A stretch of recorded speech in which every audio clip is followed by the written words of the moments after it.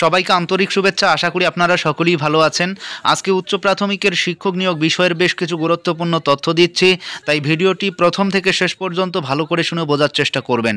উচ্চ প্রাথমিকের শিক্ষক নিয়োগ প্রক্রিয়ার দীর্ঘসূত্রিতা নতুন করে বলার কিছুই নেই। 10টি বছর অতিক্রান্ত হতে চলল, এখনও পর্যন্ত শিক্ষক নিয়োগ প্রক্রিয়া অধরা।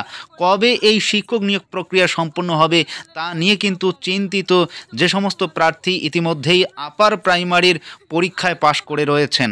আপনারা হয়তো জানেন যে ইতিমধ্যে মহামান্য কলকাতা হাইকোর্টে কেসটা এক বেঞ্চ থেকে আরেক বেঞ্চে গিয়েছে, বিশেষ করে বিচারপতিদ্বয়ের সংঘাতের কারণে। এবং এই মুহূর্তে আমরা যতটুকু শুনতে পাচ্ছি যে মাত্র কয়েকটি হিয়ারিংয়ের পরেই কিন্তু সৌমেন সেন এবং উদয় কুমার স্যার একটা রায় দিতেন, কিন্তু সেই অবস্থাতে সেখান থেকে ম্যাট 638 চলে গেল 11 নম্বর কোর্টে, অর্থাৎ তপব্রত এবং পার্থসারথী স্যারের বেঞ্চে ম্যাট 638 চলে গেল। এই মুহূর্তে আজকে সেই কেসটা মেনশন হওয়ার কথা, কিন্তু আদতে সেই কেসের কোনো মেনশন হয়নি। সেই কেস কবে মেনশন হবে তা নিয়েও কিন্তু প্রশ্নচিহ্ন। যদি আগামী দিনে এই কেসের মেনশন হয় আর কটা হিয়ারিং লাগবে সে নিয়েও কিন্তু চিন্তিত রয়েছে যে সমস্ত প্রার্থী এই মুহূর্তে আপার প্রাইমারিকে পাখির চোখ করে বসে আছে। এই আপার প্রাইমারির চাকরি নেওয়ার উদ্দেশ্যে যারা এখনও পর্যন্ত রাস্তায় নেমে বসে আছে, যারা কোর্টে লড়ছে, তারা সকলেই কিন্তু একমুখীনতা অর্থাৎ শুধুমাত্র এই রায়ের অপেক্ষায় রয়েছেন। তো এই যে সমস্ত প্রার্থী আপনারা দেখতে পাচ্ছেন যে মহামান্য কলকাতা হাইকোর্টের যেহেতু এখনও পর্যন্ত অর্ডার আসেনি, তাছাড়া তারা কাউন্সিলিং করেছেন, তারা স্কুলে যেতে পাচ্ছেন না, সেই সমস্ত প্রার্থী কলকাতার রাজপথ তারা কাঁপাচ্ছে এবং তারা বারংবার জানিয়ে দেওয়ার চেষ্টা করছে যে আপার প্রাইমারির যে কেস তা খুব দ্রুত মিটিয়ে এই সমস্ত প্রার্থীদের স্কুলে যাওয়ার ব্যবস্থা করা হোক। সেজন্যই কিন্তু আজকে একটা বৃহত্তর আন্দোলন হলো সেই কলকাতার রাজপথে। সেই ছবিটা কিন্তু আপনারা এই মুহূর্তে দেখতে পাচ্ছেন। লক্ষ্মীর ভান্ডার চাই না, আমাদের কোনো লক্ষ্মীর ভান্ডার চাই না, বিশ্বাস করুন কোনো লক্ষ্মীর ভান্ডার আমাদের চাই না। আমরা আমাদের যোগ্যতা অনুযায়ী চাকরিটা চাই, আমরা কোনো লক্ষ্মীর ভান্ডার চাই না, আমরা লক্ষ্মীর ভান্ডার চাই না।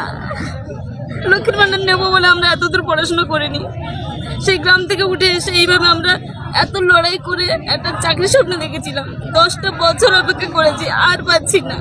আর কত অপেক্ষা করলে একটা চাকরি পাবো? আমরা কত যোগ্যতার প্রমাণ দেব? আমরা আর পাচ্ছি না। আমরা কোনো ভান্ডার, কোনো শ্রী, কোনো প্রকল্প কিচ্ছু চাই না, আমরা আমাদের চাকরিটা চাই। আমরা আর কিচ্ছু চাই না, বিশ্বাস করুন কিচ্ছু চাই না। আমাদের জীবন থেকে সব চলে গেছে, আমরা আর কিচ্ছু চাই না, কিচ্ছু চাই না। আমরা অবশ্যই খেলা করছে। 10 বছর থেকে রাজ্য সরকার খেলা করছে, স্কুল সার্ভিস কমিশন খেলা করছে, রাজ্য শিক্ষা দপ্তর খেলা করছে, Paschimbanga central school service commission খেলা করছে, তৎসঙ্গে আইনজীবীরা যারা কালো কোটধারী তারাও আমাদের সঙ্গে খেলা করছে, কলকাতা হাইকোর্টের বিভিন্ন রকমের যে বিচারপতিরা রয়েছে তারাও খেলা করছে, পাশাপাশি যারা রাজ্য সরকারের বিরোধী তারাও আমাদের সাথে খেলা করছে। নাটক চলছে পশ্চিমবঙ্গে। 10 বছর ধরে আপার প্রাইমারি চাকরি প্রার্থীরা আজ পর্যন্ত চাকরি পায়নি। কার ইন্ধনে, কার ইঙ্গিতে কি চলছে রাজ্যে? একটা নিয়োগ একটা রাজ্য সরকার 10 বছর ধরে করতে পারে না। ইয়ার কি চলছে এটা? আমরা শুধু আমাদের সন্তান নয়, হাজার হাজার সন্তানকে আলোর মুখ দেখাতে চাই, যাতে স্কুলগুলো বন্ধ না হয়ে যায়, যাতে বাংলার সার্বিক পড়াশোনার পরিবেশ বন্ধ না হয়ে যায়, যাতে শুধুমাত্র শিক্ষাশ্রী, ভিক্ষাশ্রী, লক্ষ্মীর ভান্ডারের উপর নির্ভর করে মানুষের থাকতে না হয়। সবাই যেন নিজের সম্মানের সাথে নিজের কর্মজীবন ফিরে পায়। আর বাংলার ছেলেমেয়েরা, আগামী প্রজন্মরা যেন সুশিক্ষিত হতে চায়, তার জন্য আমরা প্রতিবাদে রাস্তায় নেমেছি। কাউন্সিলিং পরও আজকে 10 বছর অতিক্রান্ত হওয়ার পরেও একটা নিয়োগ সম্পূর্ণ হয় না। কাউন্সিলিং হয়ে গেছে, আমাদের একটা অ্যাকসেপ্টেন্স লেটার হাতে পড়ে গেছে, তা সত্ত্বেও হাইকোর্টের অর্ডার আমরা পাচ্ছি না জয়নিংয়ের জন্যে। বিচারপতিদের ইগো প্রবলেম, বিচারপতিদের মধ্যে নিজস্ব সংঘাতে, মানে একটা প্রবাদ আছে যে রাজায় রাজা যুদ্ধ হয়, উলো খগড়ার প্রাণ যায়। তো আমাদের বাস্তব পরিস্থিতি বর্তমানে তাই। সবাই যেন নিজের সম্মানের সাথে নিজের কর্মজীবন ফিরে পায়। আর বাংলার ছেলেমেয়েরা, আগামী প্রজন্মরা যেন সুশিক্ষিত হতে চায়, তার জন্য আমরা প্রতিবাদে রাস্তায় নেমেছি। 10 বছর ধরে এই যন্ত্রণা আমরা আর মেনে নিতে পারছি না। আমাদের বাবা মারা বিনা চিকিৎসায়, সঠিক চিকিৎসার অভাবে মারা যাচ্ছে। আমাদের সন্তানরা সঠিক জীবন পাচ্ছে না। বাংলার ঘরে ঘরে স্কুল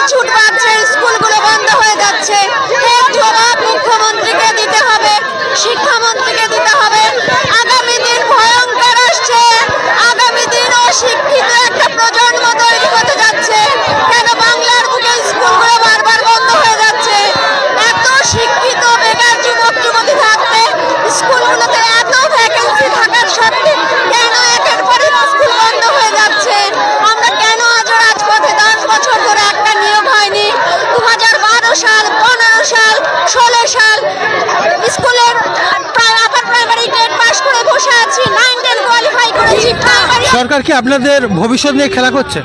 অবশ্যই খেলা করছে। তিনবার প্রতিশ্রুতি দেওয়া সত্ত্বেও আজকে পর্যন্ত মাননীয় মুখ্যমন্ত্রী আমাদের দিকে তাকানোর প্রয়োজন মনে করেননি। প্রতিটি ঘরে ঘরে বাচ্চারা পর্যন্ত, অবধ শিশুরা পর্যন্ত বলে, মা এবার তোমাদের হয়তো চাকরি হয়ে যাবে। তারাও কতদিন ধরে ওয়েট করে আছে। আজ আমরা 10 বছর রাস্তায় নামতে বাধ্য হয়েছি।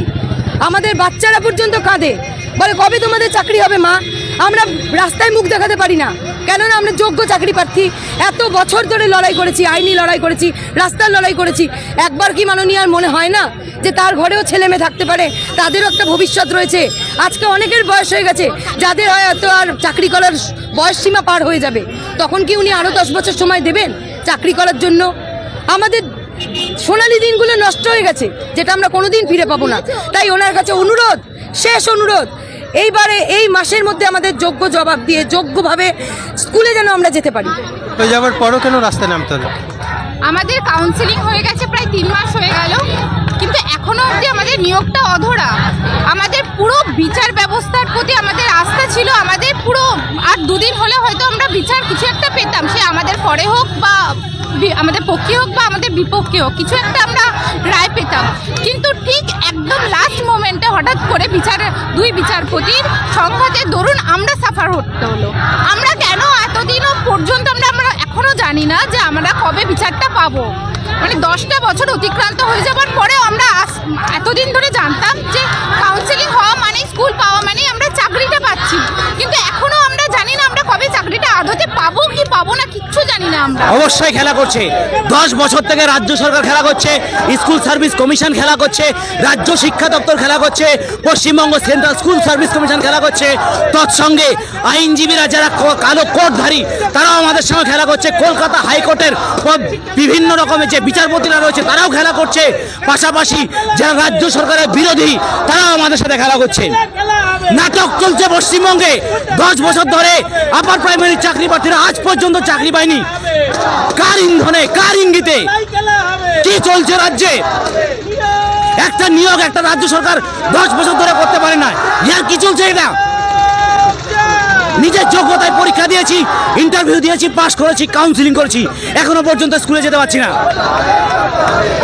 সবাই বেকার চাকরি প্রার্থীদের শোষণ করার জন্য পশ্চিমবঙ্গের প্রত্যেকটি দপ্তর, প্রত্যেকটি জায়গা, কলকাতা হাইকোর্ট, বিরোধী আইনজীবী সমস্ত সবাই আমাদের বিরুদ্ধে আছে এবং কেউ চায় না এই বেকার চাকরি প্রার্থীদের সমাধান হোক।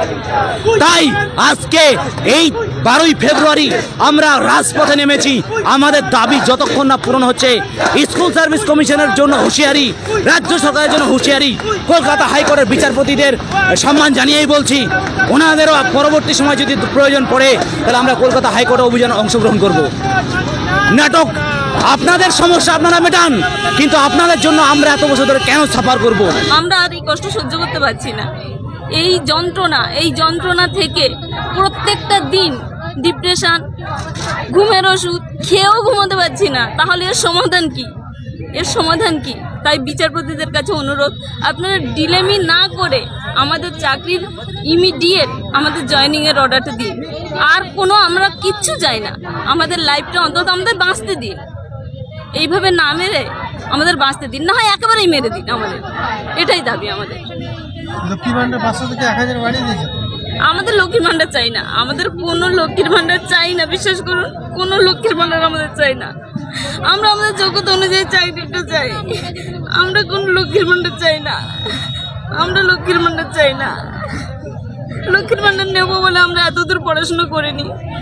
সেই গ্রাম থেকে উঠে এসে এইভাবে আমরা এত লড়াই করে একটা চাকরির স্বপ্ন দেখেছিলাম। 10টা বছর অপেক্ষা করেছি, আর পাচ্ছি না। আর কত অপেক্ষা করলে